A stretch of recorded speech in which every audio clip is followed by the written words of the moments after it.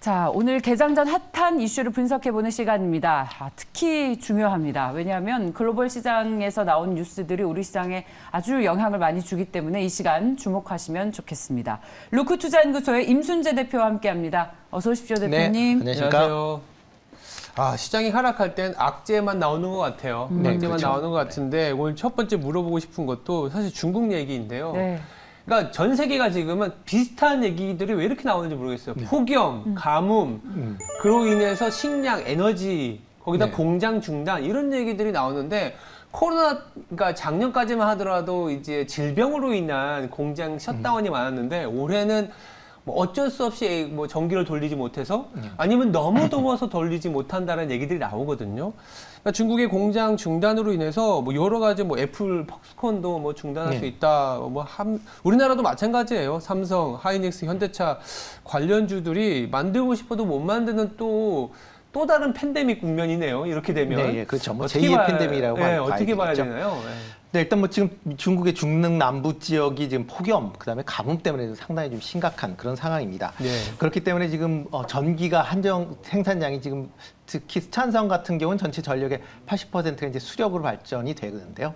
지금 발전 양 자체가 줄면서 일단 날씨가 덥다 보니까 민간들한테, 그러니까 개인들한테 좀 에어컨을 켜라라고 해서 전기를 쓰는 것 같고요. 대신 이제 공장 같은 경우에는 지금 일단 전력난으로 인해서 전력 제한을 지금 가하고 있습니다. 그러다 보니까 일부 공장들이 지금 셧다운에 들어가고 있는 그런 상황이고요. 특히 뭐 스촨성이나 충칭시 같은 경우에는 지금 조금 더 다른 지역보다 좀 더 심각한 그런 상황이다라고 보시면 되겠습니다. 뭐 관련 쪽에 있는 지역들의 공장을 갖고 있다든가 하게 되면 네. 뭐 중국기 내기업이거나 아니면 글로벌 기업이거나 전부 다 지금 셧다운이 되고 있다라고 보시면 될 것 같고요. 또 하나가 스촨성하고 충칭시가 지금 중국 내에서 2차 전지, 그다음에 태양광 관련돼서 어떻게 보면 중추적인 역할을 하는 지역입니다. 근데 이런 지역에서 지금 셧다운이 계속 발생을 하면서 관련된 부품에 관련된 소재나 이런 부분이 공급이 좀 늦어지지 않을까라는 그런 우려가 지금 계속 얘기가 나오고 있고요. 네. 단순하게 지금 가뭄이 이제 충칭시나 스촨시뿐만 아니라 지금 창강이라고 그러죠. 중국 양쯔강 하류에 이제 몰려 있는 상하이난, 그다음에 양쯔강 삼각주에 있는 여러 이제 성들에도 지금 같은 영향을 지금 미치고 있습니다. 그 이유 중에 하나는 스촨성에서 나오는 전력의 3분의 1 정도를 지금 양쯔강 하류 지역의 성들한테 지금 공급을 하고 있었는데 지금 스촨성 자체가 지금 어렵다 보니까 공급량이 상당 부분 지금 제한되고 있는 그런 상황이다라고 보시면 되고요. 그렇기 때문에 상하이 쪽이나 아니면 스촨 쪽에 있는 기업들도 지금 셧다운이 될 가능성이 좀 많아졌다. 특히 부품을 공급받는, 그러니까 스촨성이나 이런 중부 내륙, 그러니까 중부 지역에서 부품을 받는 기업들에 대해서 지금 셧다운이 될 가능성이 좀 높다라고 얘기가 되고 있습니다. 그러다 보니까 테슬라 같은 경우도 자동차 부품 회사들한테 전력을 우선 공급을 해달라라고 중국 정부에다 얘기를 할 만큼 상황이 조금 심각하게 돌아갈 수 있을 것 같고요. 대표적으로 CATL이나 BYD 같은 경우는 지금 공장을 지금 중단해 있다라고 지금 얘기를 하고 있습니다. 그렇게 되면 관련된 물품을 받는 테슬라 같은 경우도 지금 현재로는 재고로 인해서 영향을 좀 덜 받겠지만 조금 더 이런 상황이 지속이 된다라고 하게 되면 테슬라 같은 경우도 영향을 받는다. 그러면 테슬라뿐만 아니라 전반적으로 자동차 회사들이 다 영향을 받지 않을까라는 생각이 들고 있고요. 또 특히 이제 이렇게 가뭄이 심각해진다라고 하게 되면 부품 같은 경우에 한두 개만 없다라고 해도 이제 그러니까 공장이 이제 가동이 불가능하니까 국내에서 중간재로 이제 중국의 수출량이 많아지는데 이런 중간재 수출도 좀 줄어들 수밖에 없지 않을까라는 생각을 해보고 있습니다. 우리 현대차 나가 있는 현대차 공장도 가동을 멈췄다고 하는데 그래도 상용차 이제 공장이 스촨에 있습니다. 그래서 거기도 멈춰 있고요. 스촨성이 좀 문제라고 하더라고요. 네, 가장 심한 데가 지금 스촨, 충칭. 그래서 그렇죠. 지난 중간에 했을 때 스촨성 가뭄 나왔을 때 그때부터 그런지 몰라도 폴리실리콘 가격이 거기 많이. 태양광 공장이 많다 많이 보니까 있어요.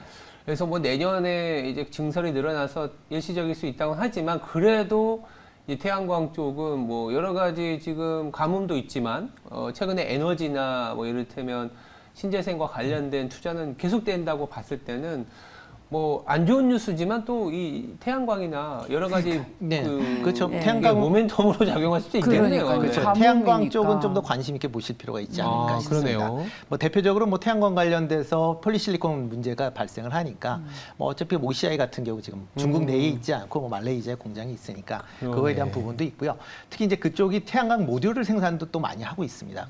모듈을 생산한다라고 하게 되면 뭐 지금 뭐 중국 내에서 모듈을 뭐 안 쓰고는 그러니까 뭐 미국 같은 경우는 안 쓰고는 있지만 뭐 네. 여타 지역에 이제 모듈 가격이 다 올라갈 수가 있을 것 같고요. 예. 그렇게 되면 미국 내에 이제 모듈 가격도 올라간다라고 하게 되면 하나솔루션 같은 경우 미국에 조지아주에 모듈 공장이 있으니까 상대적으로 지금 뭐 IRA 때문에 뭐 수혜를 본다라고는 하지만 지금 네. 당장으로는 이렇게 이제 스촨성의 가뭄 때문에도 뭐 상대적인 뭐 수혜를 볼 수 있지 않을까라는 생각을 해봅니다. 예. 스촨성 가뭄, 중국의 가뭄으로 인한 이른바 피해주와 수혜주로 나뉠 수 있다. 그렇죠. 근데 피해주들은 이 자동차와 자동차. 관련한 회사들 그리고 부품주까지도. 그런데 수혜주들은 아무래도 가뭄이다 보니까 태양이 짱짱 내리쬐니까 태양광 관련 주식 그리고 중국에서 생산이 안 되니까 상대적으로 우리나라 태양광 관련 회사들에 대한 수요가 늘어날 네. 것이다. 이런 투자 아이디어로 가져갈 수 있을 것 같은데 네.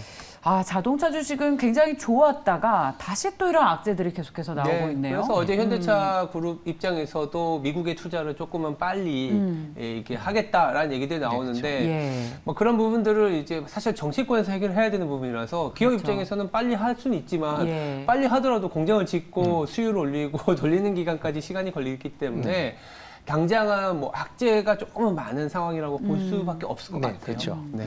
일단 뭐 여러 가지 상황 자체가 뭐 그렇게 썩 좋게 특히 자동차 부분은 좀 더 시간이 걸릴 수도 네. 있고요. 특히 뭐 스촨성 쪽에서 이제 자동차 부품도 많이 생산을 하는데 그 중에서 일부가 국내에 들어온다라고 하게 되면 그 관련된 또 재고가 부족한다라고 하면 또 국내 공장들도 셧다운이 될 가능성도 있으니까요. 그런 것도 감안하시는 게 어떨까 싶습니다. 네. 예. 아유, 안타깝네요. 자동차 주식. 그동안 좀 많이 올랐었는데 자동차 주식에 대한 투자 의견은 좀 보수적으로 가져가고 대신에 우리 계속 아이디어로 가져가고 있는 신재생 에너지 주식에 대한 투자 아이디어들은 그야말로 마르지 않고 계속 샘솟고 나오네요. 있습니다. 네. 자, 그러면 어제 곡물 관련 주식들의 흐름이 상당히 좋았죠. 네. 아마 가지고 계신 분들은 꽤 좋으셨을 거예요. 관련 뉴스를 좀 보겠습니다. 3분기에도 곡물 수입가가 상승한다고 합니다. 곡물 수입 가격이 작년 대비 무려 70%나 올랐다고 하는데 이 곡물 수입 단가가 2분기보다 더 오른다고 합니다. 관련 주식에 대한 투자 아이디어를 어떻게 가져가면 좋을지, 이게 이제 정말 곡물 가격의 상승 때문에 오르고 있는 것인지 아니면 시장이 소강 상태를 보일 때 꼭 이런 어떤 이유를 대서 곡물이나 사료주들이 오르는 그런 패턴들도 나타나고 있어서 한번 면밀히 분석해 보겠습니다. 대표님, 어떻게 보면 좋을까요? 네, 일단 뭐 곡물 가격이 올라간다라고 하는 게 이제 수입 곡물 가격이 올라간다라고 보시면 될 것 같습니다. 네. 근데 보통 곡물을 수입을 할 때 보통 한 1분기 전에 계약들을 합니다. 그러니까 지금 들어오는 곡물의 계약이 됐다라는 거는 지난 뭐 1, 2분기, 1분기 말에서 2분기 초에 이제 계약이 된 물량들이 지금 들어오고 있기 때문에 그때 당시에 곡물 가격이 원체 높았습니다.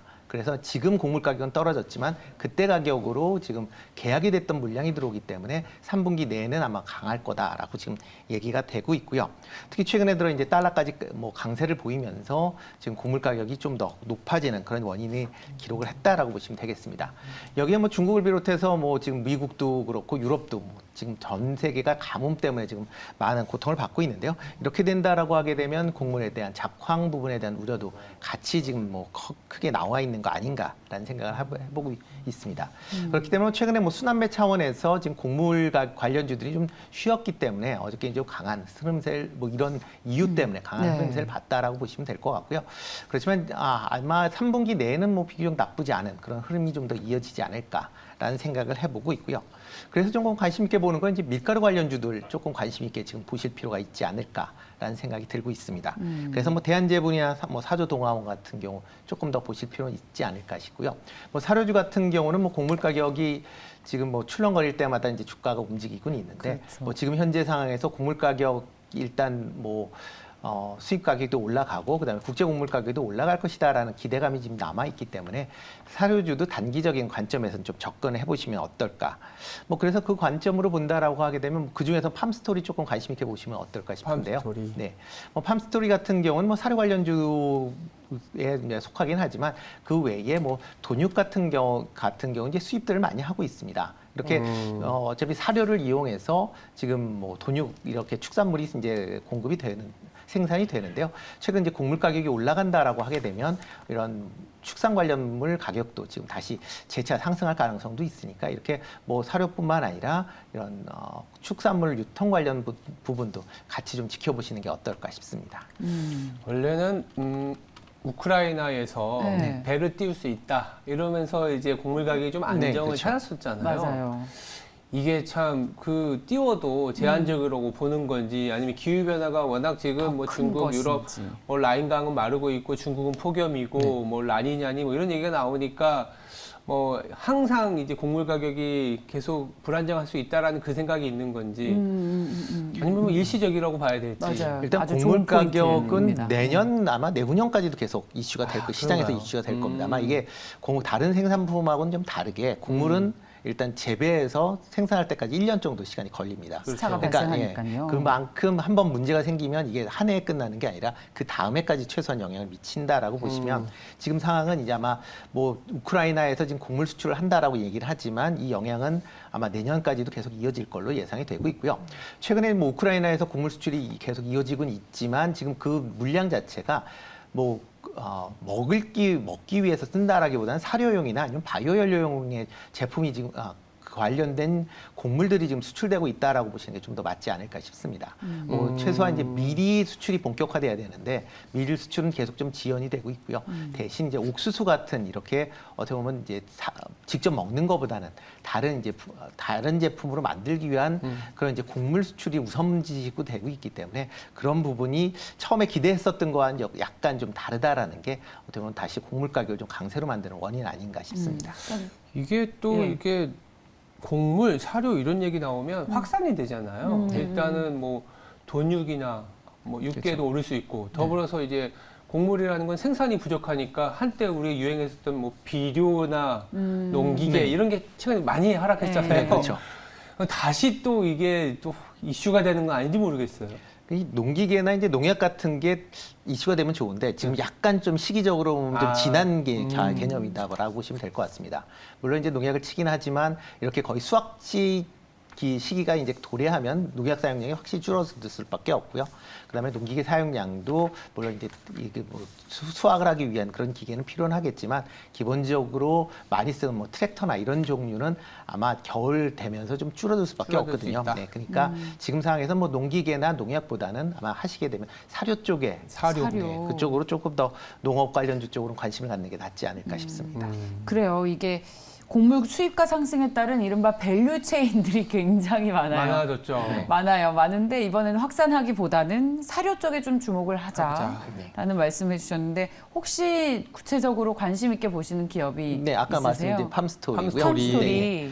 그리고 이제 추가적으로 말씀드리면 이렇게 예. 이제 곡물 가격이 올라가면 그 스낵이나 라면 같은 이런 네. 이제 그 완제품을 만드는 맞아요. 쪽도 조금 관심을 가지실 필요 네. 있지 않을까 싶고요. 가격을 더 올려야 되는 압박에 시달리고 있다는 업계 얘기가 네, 그렇죠. 있습니다. 뭐 라면 같은 경우 이제 밀가루 재고가 이제 거의 떨어져 있고요. 그럼 이제 높게 이제 밀가루를 사야 되는 비싸게 거고 들어와야 되는 팜유 거고. 같은 경우도 재고가 거의 아마 떨어졌을 겁니다. 예. 아마. 그래서 새로 들어 사는 것들은 이제 고가로 들어올 수밖에 없어서 그렇게 따지면 지금 라면 같은 경우도 뭐 가격 지금 특히 내수에 관련돼서 영업이 내수 부분만 따지면 농심 같은 경우에 영업 부분에서 이제 적자를 기록을 했는데요.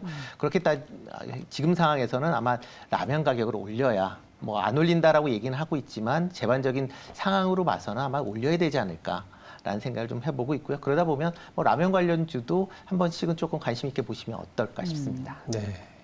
좋습니다. 저희 또 삼양식품 투자에서 많은 맞아요. 수익이 우리 났잖아요. 제알고스에서도 예, 추천했었죠. 이런 라면 주식들에 대한 투자 아이디어도 계속 좀 가져가는 그런 관점 네. 필요해 보입니다. 자, 곡물 가격 상승은 일시적이 아니라 이 가뭄 등의 이상기후 이슈로 좀 더 길게 봐야 하는 테마다라는 결론으로 짚고 다음 이슈로 넘어가겠습니다. 네. 자, 어제 한 언론사에서 이런 소식이 나왔습니다. 김승현 한화그룹 회장이 대우조선해양 인수를 추진하고 있다. 자, 여기에 롯데그룹도 관심을 또 갖고 있다고 합니다. 예, 다른 M&A에 이런 대기업들이 M&A 이슈들이 계속 나오고 있는데요. 지금 이게 공식 확인된 건 아닙니다. 한 언론사의 단독 보도였습니다만 예. 이게 한화에서 조선사를 인수한다 처음 관심 갖는 건 아니죠. 아니에요. 지난 2008년에 조선업이 엄청 호황이었을 때도 관심이 있었는데. 제가 있었죠, 하나그룹에. 아, 네. 맞네요. 그러면서 이게 문제가 됐었어요. 산업은행에서 네. 이 우리 계약을 처리한다 그러면서 네. 산업은행에서 이제 돈을 3천억 원의 계약금을 그렇죠. 중에 일부 받기 위해서 네.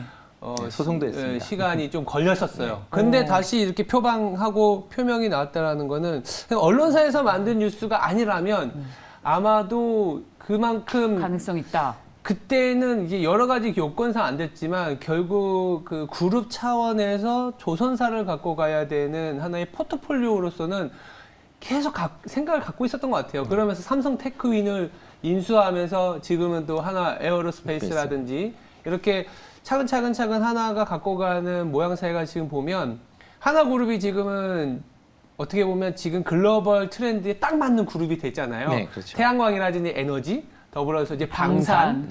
그러면 이제 거기에 조선이 끼어 들어가거든요. 이제 군함이라든지 그렇죠. LNG 수급. 맞아요. 이 그렇게 보면 포트폴리오는 나쁘진 않은 것 같은데. 잠수함 만들려고 사실 조선회사 인수하는 거라는 그런 그런 충분히 뉴스도 합리적인 있었죠. 네, 해석이 가능할 것 같아요. 진짜 한화 남자의 주식. 남자의 남자의 저는 그런 느낌. 아, 지금 너무 그러네요. 그런 느낌 들어요. 아, 거의 뭐 딱 마음에 들어요. 이런 네. 회장님도 기사. 약간 그런 격을 갖고 신용과 계셨어요. 의리입니다, 사운이. 네. 네. 네. 남자. 네, 그렇죠. 아. 딱 남자죠. 네. 아, 그래서 그렇게 힘으로 제압도 하는. 아, 그거는 예, 넘어가고 네. 네. 네, 너무 나갔나요?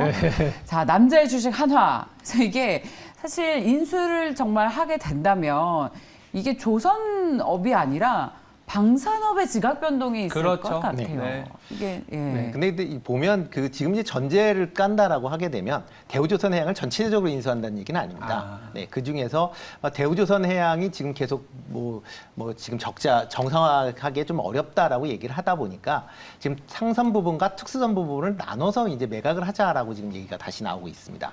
그렇게 되면 특수선 부분이다라고 하게 되면 쉽게 얘기해서 뭐 군함이나 뭐 잠수함을 만드는 이제 방산 부분이다라고 보시면 되는데요. 네. 그러면 이 방산 부분만 하나가 별도로 좀 인수하겠다라고 얘기를 하고 있다라고 보시면 되고요. 뭐 전체적으로는 뭐 금액 자체가 뭐 아직까지도 뭐 많이 이제 과거에 하나가 인수했을 때보다 가격은 3분의 1 정도로 줄어든 건 맞긴 하지만 여전히 비싼 가격이다라고 보시면 되고요. 만약 특수선 부분만 분리해서 매각을 한다라고 하게 되면 한 1조 원 정도가 지금 예상이 되는 그런 가격대입니다. 그 정도 되면 하나 입장에서 보면 충분히 매수할 수가 있을 걸로 예상이 되고요. 특히 하나 지금 뭐 얘기가 되는 게 이제 하나 에어로스페이스에서 지금 뭐 육군 그다음에 공군 관련된 여러 가지 이제 방산 무기를 만들고 있습니다. 여기에 해군 관련된 방산 무기까지 만든다라고 하게 되면 육해공 이제 3군의 무기를 모두 만들 수 있다라는 게 최대 강점이 되고요. 그러면 이제 하나 에어로스페이스가 그러면 그러니까 대우조선의 특수선 부분을 뭐 인수할 수 있느냐라고 하게 되면 만약 1조 규모다라고 하게 되면 인수는 충분히 가능하다라고 보여집니다. 이유는 하나 에어로스페이스의 현금성 자산이 지금 뭐 분기 말 기준으로 2조가 넘게 보유를 하고 있습니다. 그러니까 네. 그 중에서 1조 정도는 뭐 충분히 투자를 가능하지 않을까. 그러니까 그렇기 때문에 이런 시나리오가 어떤 상당히 이제 설득력을 갖고 나오는 거 아닌가라는 생각을 해보고 있고요. 뭐 일단 가장 중요한 건 그러면 그 대우조선 해양을 어떤 식으로 매각을 할 것이냐라는 게 결정이 돼야 된다라고 보시면 되는데요. 지금 산업은행이 관련돼서 지금 보스턴 컨설팅 그룹에 지금 그 컨설팅을 의뢰해 놓은 그런 상황입니다. 지금 뭐 3월 초안으로 봐서는 분리매각에 대한 얘기가 뭐 있다라는 거 얘기를 하는데요.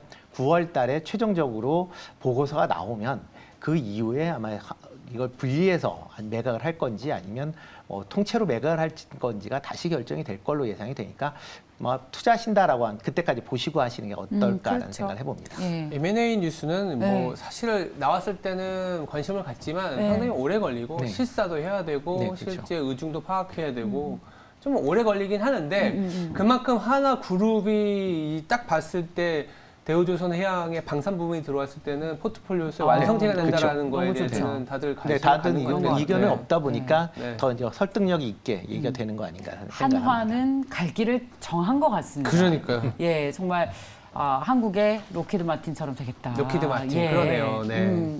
그런 것 같아요.